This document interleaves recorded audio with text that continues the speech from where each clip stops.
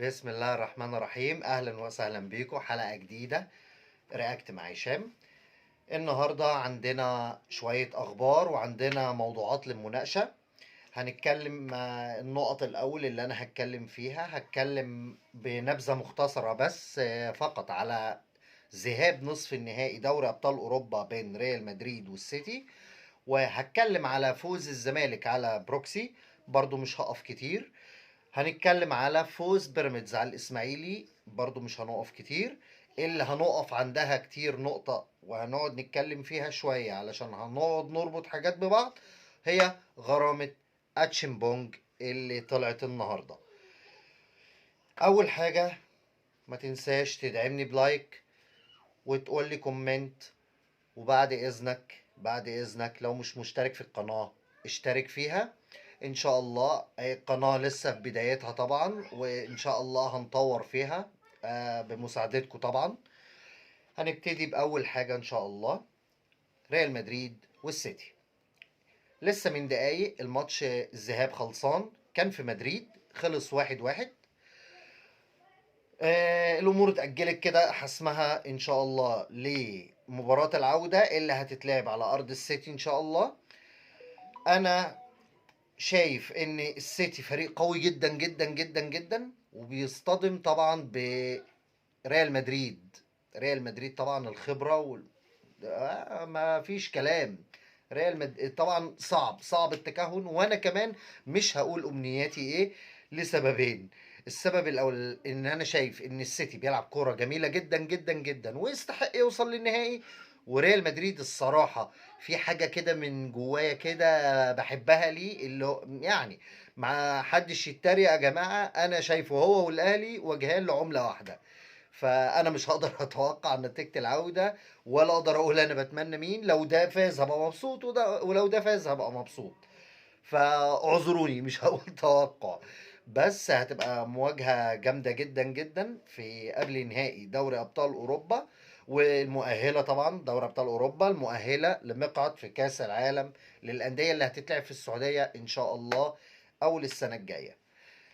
تاني نقطة، الزمالك يفوز على بروكسي 3-2 بعد مباراة امتدت لأشواط إضافية. وأنا هحط عنوان للماتش ده، هقول مباراة الاحتواء. خلي بالكم ان الحكم اللي كان بيحكم ماتش الزمالك وبروكسي النهارده هو نفس الحكم، لو تفتكروا لما حمدي فتحي كان رايح يتكلم، راح مطلع له انذار من قبل ما يتكلم، رغم ان بعد الماتش عواد راح وحط ايده على صدره وقعد يتكلم بس ولا كارت ولا حاجه. طبعا احنا عارفين ايه، عارفين الكلام ده كله. طبعا غير بقى ضربتين الجزاء اللي ما اتحسبوش. لا وعلى فكره الجون الاولاني بتاع الزمالك كان بادئ اصلا بفاول لبروكسي، وبرضو الحكم يعني يعني الفار بقى مش موجود بقى خلاص، هي حجة الفار. دي أول نقطة.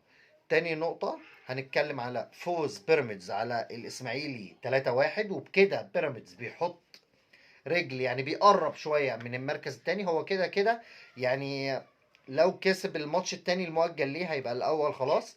بس كده بيراميدز يعني بيتمسك باللي هو يحافظ على المركز التاني، علشان ده المؤهل لدوري ابطال افريقيا السنه الجايه، واللي هو كمان عايز يكسر كبوته اللي بتاعت الاهلي، وبتاعت كاس السوبر لما لعب الاهلي، والكبوه اللي قبليها بتاعت خروجه من كاس الاتحاد الافريقي. فدي الماتش ده خرجه شويه من الحاله اللي هو فيها. وكمان الماتش ده عمل دربكه جدا جدا جدا للاسماعيلي، لان هو عطله اللي هو يهرب من الهبوط. احنا طبعا عارفين الاسماعيلي على شفا حفره يعني، فالمباراه دي جت قضت عليه كمان. فان شاء الله باذن الله الماتشات الجايه هتبقى قويه جدا جدا جدا، صراع على المركز الثاني والثالث والرابع. اخر حاجه هنتكلم فيها طبعا غرامه اتشيمبونج.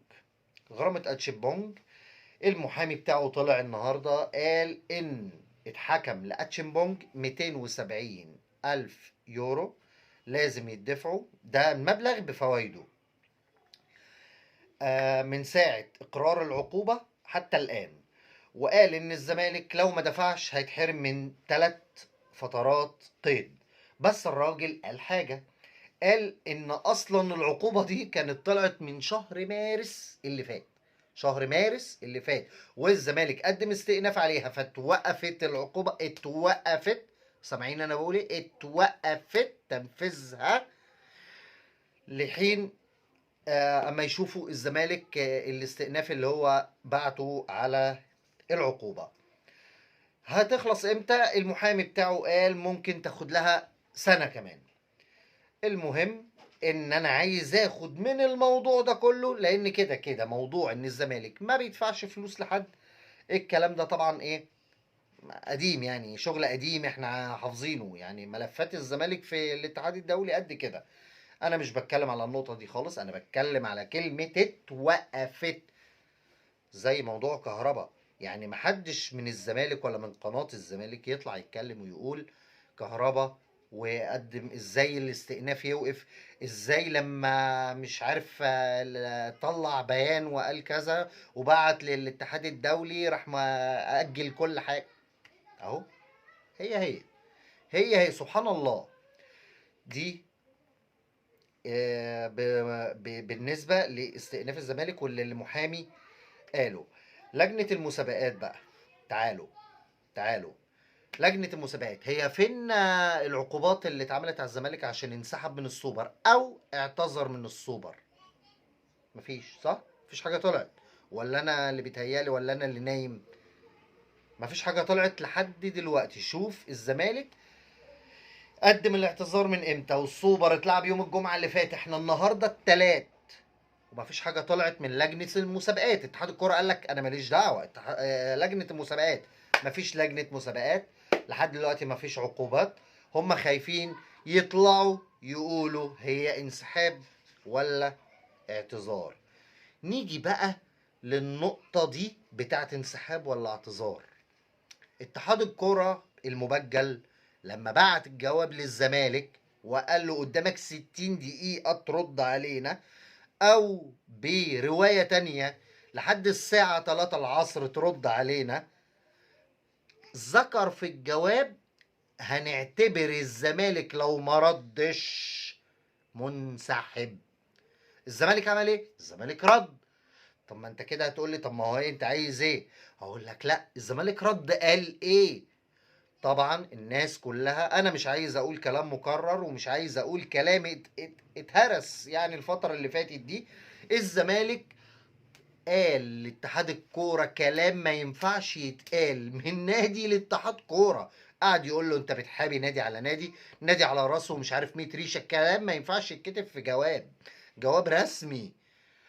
بقى اتحاد الكوره بقى عمل ايه بقى لما سمع الكلام ده كله؟ ولا حس ولا خبر، ولا علق على التهكم والمهاجمه واتهامات نادي الزمالك، ولا عمل اي حاجه ولا خد قرار، ولا هو ولا لجنه المسابقات. ادينا قاعدين مستنيين هنشوف ايه اللي هيحصل. وانا رايي ان اتحاد الكوره ده مش نافع خالص. اتحاد الكوره ده يا جماعه مش نافع.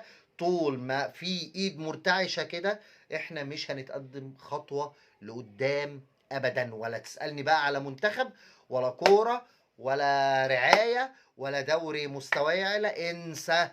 طول ما هي ماشيه كده.